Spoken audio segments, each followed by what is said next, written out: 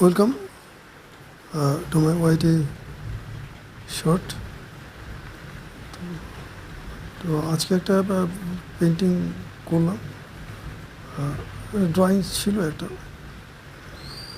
তো পেন্টিংটা এটা দেখাচ্ছে মানে মাল্টি কালার করে কীভাবে করা যায় খুব সহজভাবে, এটাই এখানে দেখানো হয়েছিল।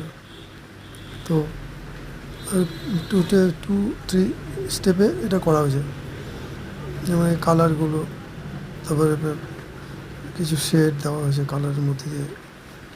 তো প্যালেট বলতে বেশি কালার হয়নি, ইয়েলো, তারপরে গ্রিন, ব্লু, এরকম প্রাইমারি সেকেন্ডারি কালার এইভাবেগুলো করে এগুলো দেওয়া আছে এখানটা।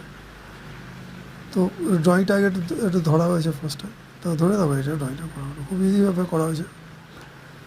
তো এগুলো একটু এরকম প্র্যাকটিস করলে সম্ভবত যে কেউ করতেই পারবে। তো এমনি ভালো লাগবে, এটা ল্যান্ডস্কেপের মধ্যে একটা ড্রয়িং উইথ পেইন্টিং। এগুলো আসলে এটা ইমপ্রেশনিস্ট পেইন্টিং এটা, তো যার জন্য এটা অনেকে ভালো লাগতে পারে। তো এগুলো খুব সহজেই করে ফেলা যায়, একটু ড্রয়িং স্কিল থাকলেই করা যায়, একটু পার্সপেক্টিভ সেন্স আর ড্রয়িং স্কিল।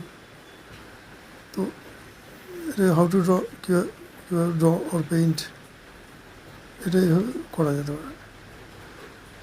তো কালারটাকে পরপর এই যে দেওয়া আছে, তারপরে আস্তে আস্তে একটু ফ্রেশ করা হয়েছে। ফার্স্ট সেকেন্ড টোন দেওয়ার পরে সেকেন্ড থার্ড টোনে এটাকে কমপ্লিট করা হয়েছে। ওয়েদারটা একটু ড্যাম ওয়েদার রয়েছে, চট করে শুকাচ্ছে না। আমার হাওয়াটা লাগলেও চট করে শুকিয়ে গেলে অসুবিধা আছে।